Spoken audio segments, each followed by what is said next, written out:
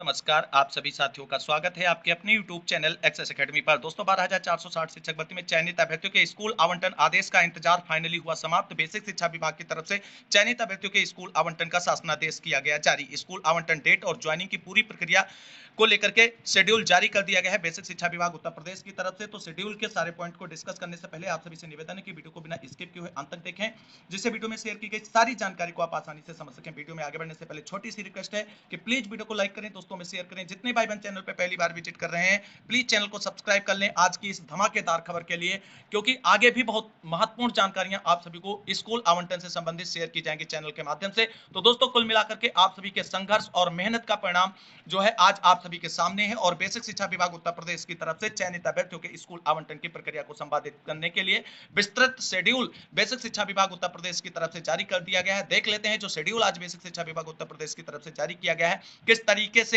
School आवंटन होगा, school आवंटन की डेट क्या है और ज्वाइनिंग की क्या पूरी प्रोसेस है, सब कुछ क्लियर कर देते हैं इस वीडियो के माध्यम से।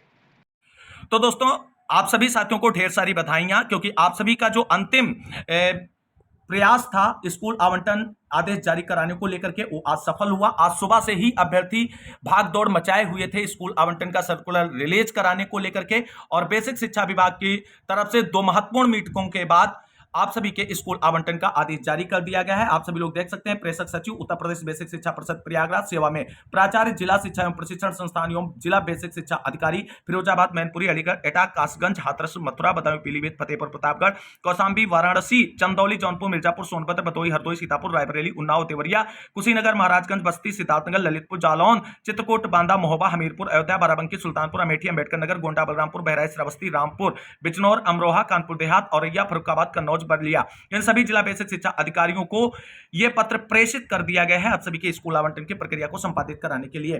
पत्रांक बेसिक शिक्षा परिषद 4552-47/2024-25 दिनांक 21/6/2024। आज आप सभी का आदेश हो चुका है जारी। यहां पर आप सभी लोग देख सकते हैं विषय 12,460 सहायक अध्यापक भर्ती प्रक्रिया के संबंध में माननीय सर्वोच्च न्यायालय में योजित सिविल अपील संख्या 4131/2024 उमेश चंद्रा व अन्य बनाम उत्तर प्रदेश राज्य व अन्य में पारित आदेश दिनांक 15/5/2024 के अनुपालन के संबंध में। दोस्तों सुप्रीम कोर्ट का जो आदेश है आप सभी के स्कूल आवंटन की प्रक्रिया संपादित करने को लेकर के, उस आदेश के अनुपालन में यह आदेश निर्गत किया गया है, जहां पर देखिए आप सभी लोग कि महोदय कृपया उपयुक्त विषय 12,460 सहायक अध्यापक भर्ती प्रक्रिया के संबंध में माननीय सर्वोच्च न्यायालय में योजित सिविल अपील संख्या 4131/2024 उमेश चंद्रा व अन्य बनाम उत्तर प्रदेश राज्य व अन्य में पारित आदेश दिनांक 15/5/2024 का संदर्भ ग्रहण करने का कष्ट करें, जिसका कार्यकारी अंश निम्नवत है। यानी सुप्रीम कोर्ट का जो आदेश है उस आदेश को भी मेंशन किया गया है इस शासनादेश में, जिसके अनुपालन में आप सभी के स्कूल आवंटन की प्रक्रिया संपादित की जानी है। इसको आप सभी लोग पहले कई बार पढ़ चुके हैं, फिर भी पढ़ सकते हैं।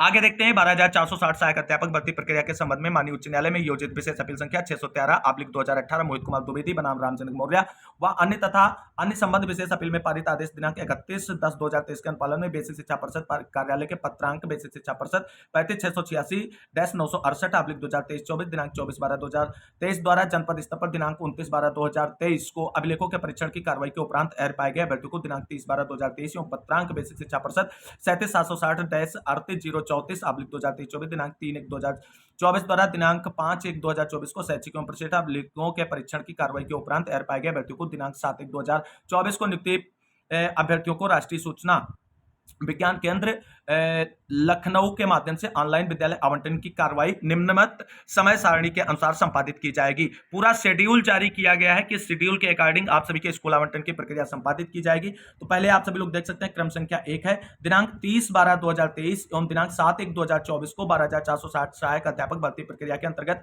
अहर्य पाए गए अभ्यर्थी जिनको नियुक्ति पत्र निर्गत किया गया है कि विद्यालय आवंटन की कार्रवाई की जाएगी। तो कुल मिलाकर के यहां पर दोस्तों एक चीज बिल्कुल क्लियर हो गई कि फर्स्ट और सेकंड काउंसलिंग में चयनित जितने भी साथी जिनको नियुक्ति पत्र निर्गत किया जा चुका है उन सभी के ही स्कूल अलॉटमेंट की प्रक्रिया जो है वो संपादित की जाएगी। यानी कुल मिलाकर के यहां पर होल्ड वालों को इंक्लूड नहीं किया गया है अभी तक की जो जानकारी है और जो ये चीजें मेंशन की गई हैं इसके अकॉर्डिंग। वहीं अब बात कर लेते हैं 27/6/2024 के अपराह्न से 29/6/2024 तक स्कूल आवंटन की प्रक्रिया संपादित की जाएगी। तो ये चीजें हैं कि फर्स्ट और सेकंड काउंसलिंग में चयनित अभ्यर्थी जो नियुक्ति पत्र पाए हैं उनके स्कूल अलॉटमेंट की प्रक्रिया जो है वो 27/6/2024 से 29/6/2024 तक संपादित की जाएगी। विद्यालय आवंटन की प्रक्रिया क्या है, तो यहाँ पर आप सभी लोग देख सकते हैं विद्यालय आवंटन की कार्रवाई शासनादेश संख्या रेट 981/68-2022-657/2021 दिनांक 20 अगस्त 2022 में दिए गए निर्देशानुसार दिनांक 27/6/2024 के अपराह्न से दिनांक 29/6/2024 तक राष्ट्रीय सूचना विज्ञान केंद्र उत्तर प्रदेश लखनऊ के माध्यम से की जाएगी। विद्यालय आवंटन के संबंध में समस्त कार्रवाई उत्तर प्रदेश बेसिक शिक्षा या अध्यापक तैनाती नियमावली 2008 में गठित समिति की उपस्थिति में संपादित की जाएगी। पहला पॉइंट इसका देखते हैं, विद्यालय आवंटन की समस्त कार्रवाई एनआईसी द्वारा विकसित सॉफ्टवेयर के माध्यम से ऑनलाइन की जाएगी। तो यह भी एक पॉइंट क्लियर हो गया कि आप सभी के स्कूल आवंटन की प्रक्रिया जो है एनआईसी पोर्टल के माध्यम से ऑनलाइन द्वारा किया जाएगा। वहीं अगला पॉइंट यहाँ पर देख सकते हैं, अहर्य अभ्यर्थियों के गुणांक के आधार पर सूचीबद्ध किया जाएगा, जिसमें दिव्यांग महिला, दिव्यांग पुरुष, महिला एवं पुरुष शिक्षक की सूची पृथक पृथक मेरिट के आधार पर अवरोही क्रम में तैयार की जाएगी। यानी जिस तरीके से हमने कहा था कि आप सभी को बुलाया जाएगा, पहले दिव्यांग महिला, फिर दिव्यांग पुरुष, फिर महिला, फिर पुरुष, इस तरीके से मेरिट के बिहाफ पर आप सभी को स्कूल अलॉटमेंट की प्रक्रिया में पार्टिसिपेट कराया जाएगा। वही जानकारी यहाँ पे निकल कर सामने आई है। अगला पॉइंट है, विद्यालय आवंटन प्रक्रिया में विकल्प प्राप्त किए जाने हैं तो दिव्यांग महिला, दिव्यांग पुरुष, महिला शिक्षिका एवं पुरुष शिक्षिका को गुणांक के आधार पर अवरोही क्रम में अवसर प्रदान किया जाएगा। यह भी क्लियर हो गया। गुणांक समान होने पर अधिक आयु वाले अध्यापक को वरीयता दी जाएगी। यदि आयु भी समान है तो ऐसी स्थिति में नाम की अंग्रेजी वर्णमाला के अनुसार वरीयता दी जाएगी। तो कुल मिलाकर के वो चीजें जो हमने आप सभी को बहुत पहले बताई थी, स्कूल अलॉटमेंट में इस तरीके से प्रोसेस फॉलो किया जाएगा, वही चीजें मेंशन होकर के आर्डर में आई हैं दोस्तों। चौथा पॉइंट कहता है, अध्यापकों की संख्या जिनको विद्यालय आवंटित किया जाना है में 5 अतिरिक्त रिक्तियां जोड़ते हुए रिक्तियों की गणना करते हुए शून्य शिक्षक, एकल शिक्षक तथा 2 शिक्षक एवं 3 शिक्षक या उससे अधिक वाले विद्यालयों में उपलब्ध रिक्तियों को सम्मिलित करते हुए एनआईसी द्वारा विकसित सॉफ्टवेयर के माध्यम से अवरोही क्रम में एक साथ प्रदर्शित किया जाएगा।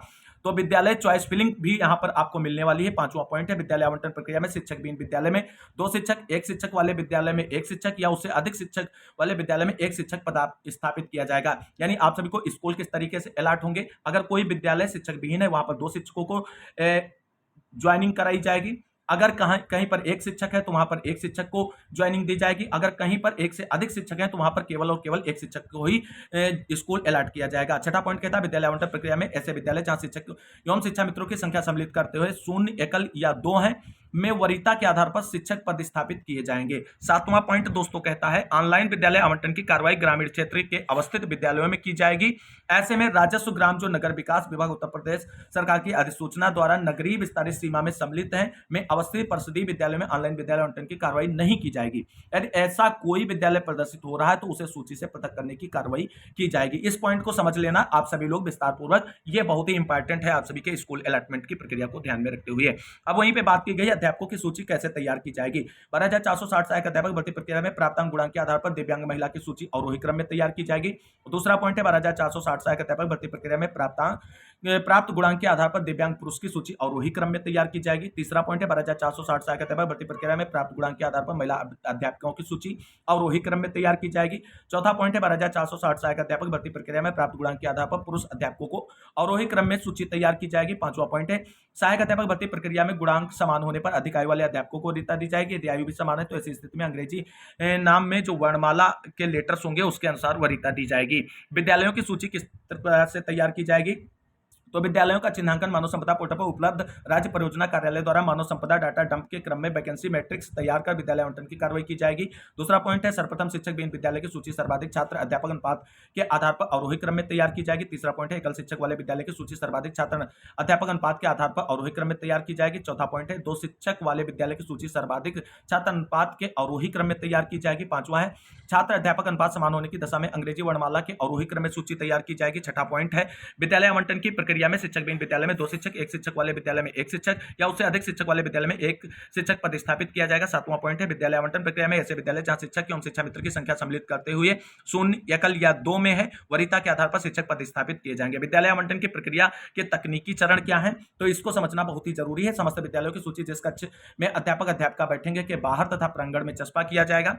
अगला पॉइंट है, प्रोजेक्टर के माध्यम से समस्त विद्यालयों की सूची स्क्रीन पर प्रदर्शित की जाएगी। तीसरा पॉइंट है, ऑनलाइन विकल्प के आधार पर संबंधित अध्यापक को आवंटित विद्यालय के आदेश तत्काल प्राप्त कराया जाएगा। चौथा पॉइंट है, विद्यालय आवंटन के बाद आवंटित विद्यालय में कम हो जाएगी तथा विद्यालय में रिक्त समाप्त होने के पश्चात उस विद्यालय का नाम हटा दिया जाएगा। छठा जो पॉइंट है वहां है विद्यालय आवंटन की प्रक्रिया का क्रम क्या रहेगा। तो विद्यालय आवंटन की प्रक्रिया में सर्वप्रथम दिव्यांग महिला को उनके विकल्प के आधार पर विद्यालय आवंटन किया जाएगा। दूसरा है विद्यालय आवंटन की प्रक्रिया में दिव्यांग पुरुष को उनके विकल्प के आधार पर विद्यालय आवंटन किया जाएगा। तीसरा विद्यालय आवंटन की प्रक्रिया में महिला अध्यापिका को उनके विकल्प के आधार पर विद्यालय आवंटन किया जाएगा। विद्यालय आवंटन की प्रक्रिया में पुरुष अध्यापक को उनके विकल्प के आधार पर विद्यालय आवंटन किया जाएगा। पांचवा पॉइंट है कि जिला बेसिक शिक्षा अधिकारी द्वारा दिव्यांग एवं महिला अध्यापिकाओं एवं पुरुष अध्यापकों से विकल्प प्राप्त करने हेतु तो समय सारणी दिव्यांग महिला, दिव्यांग पुरुष, महिला एवं पुरुष के लिए तैयार की जाएगी। छठा पॉइंट है निर्धारित तिथि एवं निर्धारित समय पर दिव्यांग महिला अध्यापिकाओं, पुरुष अध्यापकों को जिला बेसिक शिक्षा अधिकारी द्वारा निर्धारित स्थान पर एवं स्वयं उपस्थित होना होगा। किसी भी दिशा में कोई प्रतिस्थापनी अनुमति नहीं होगा। सातवां पॉइंट कह रहा है जिला बेसिक शिक्षा अधिकारी अध्यापक अध्यापकों के 12,460 सहायक अध्यापक भर्ती में प्राप्त भारांक के आधार पर पंजिका आरोही क्रम में पूर्व में तैयार करके रखेंगे। या पंजिका दिव्यांग महिला, दिव्यांग पुरुष, महिला अध्यापकों एवं पुरुष अध्यापकों की तैयार की जाएगी, जिसमें अभ्यर्थी का नाम, पिता का नाम, रजिस्ट्रेशन क्रमांक, जन्मतिथि एवं उपस्थित होने का समय अंकित किया जाएगा तथा संबंधित अध्यापक अध्यापकों के हस्ताक्षर दिनांक व समय सहित अंकित कराते हुए कराया जाएगा।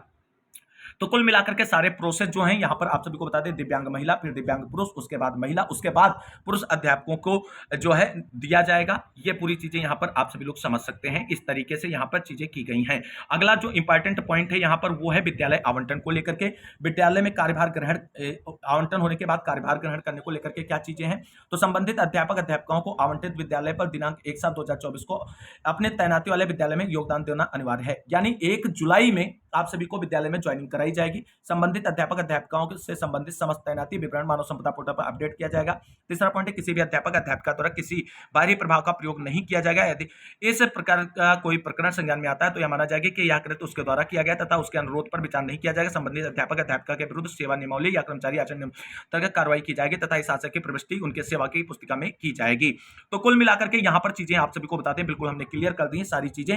तो 12,460 शिक्षक भर्ती में चयनित अभ्यर्थियों के स्कूल आवंटन का सर्कुलर जारी कर दिया गया है। विस्तृत शेड्यूल जो निकल कर सामने आया है उसमें 27 से 29 जून में आप सभी के स्कूल आवंटन की प्रक्रिया संपादित की जाएगी और 1 जुलाई में आप सभी को विद्यालयों में ज्वाइनिंग कराई जाएगी। तो कुल मिलाकर के जो चीजें थी उसको हमने कंप्लीटली डिस्कस कर दिया इस वीडियो के माध्यम से। उम्मीद करते हैं जानकारी अच्छी लगी होगी। अगर वीडियो अच्छा लगा है तो लाइक करें, दोस्तों में शेयर करें। अगर आपकी कोई क्वेरी या क्वेश्चन है तो आप कमेंट करके जरूर पूछ सकते हैं। इस वीडियो को अंत तक देखने के लिए सभी साथियों को तहे दिल से शुक्रिया, बहुत बहुत धन्यवाद। प्लीज इस वीडियो को लाइक करते हुए दोस्तों में शेयर कर दीजिए। अगर चैनल को अभी तक सब्सक्राइब नहीं किया तो प्लीज चैनल को सब्सक्राइब कर लें, जिससे हमारा और आप सभी का साथ आगे भी बना रहे। तो इस मिलते हैं अगली वीडियो में, तब तक के लिए सभी साथियों को जय हिंद, जय भारत, वंदे मातरम।